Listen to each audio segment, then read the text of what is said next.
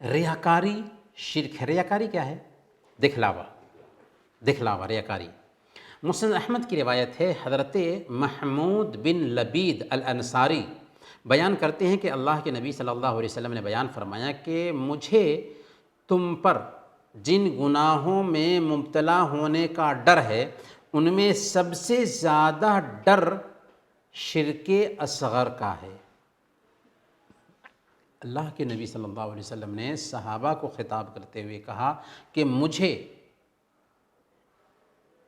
تم پر جن گناہوں میں مبتلا ہو جانے کا ڈر ہے ان سارے گناہوں کے مقابلہ میں سب سے زیادہ ڈر یہ ہے کہ تم شرک اصغر کرنے لگ جاؤ گے۔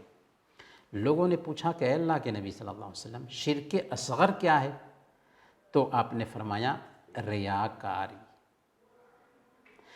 پھر آپ نے کیا کہا؟ آپ نے کہا کہ قیامت کے دن لوگوں کو جب ان کے عملوں کا بدلہ دیا جائے گا تو اللہ تعالیٰ دکھلاوا کرنے والے سے کہے گا، ریاکار سے کہے گا، اذهبوا الى الذين كنتم تراؤون في الدنيا فانظروا هل تجدون عندهم جزاء، کہ تم ان کے پاس جاؤ جنہیں تم دنیا میں دکھلاتے تھے اور دیکھو کیا وہ تمہیں بدلہ دیتے ہیں۔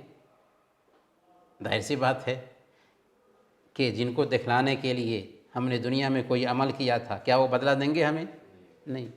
تو میرے بھائیوں، ریاکاری یہی ہے کہ ہم کسی کو دکھلانے کے لیے کوئی کام کرتے ہیں، تو دکھلانے کے لیے اگر ہم کوئی کام کرتے ہیں تو اس کا ہمیں کچھ بھی ثواب نہیں ملتا، بلکہ کل قیامت کے دن اللہ تعالیٰ یہ کہے گا کہ جاؤ جس کو دکھلانے کے لیے تم نے یہ کام کیا تھا اسی سے بدلہ مانگو، اور وہ بدلہ نہیں دے پائیں گے۔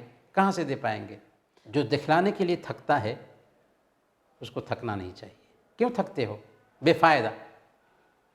فائدہ میں کیوں تھکتے ہو؟ اگر ریاکاری ہے، دکھلاوا ہے تو بے فائدہ ہے تیری محنت، کچھ فائدہ نہیں اس میں، اس لیے تھکو ہی نہیں۔ لیکن اگر ہم اسی کام کو اللہ کے لیے کرتے ہیں، اس لیے کرتے ہیں کہ ہم اس کام کے ذریعہ اپنے رب کو خوش کرنا چاہتے ہیں، تو اس کا بہت فائدہ ہوتا ہے، دنیا میں بھی اور مرنے کے بعد بھی فائدہ ہوا۔ تو اسی لیے ہمیں کیا کرنا چاہیے؟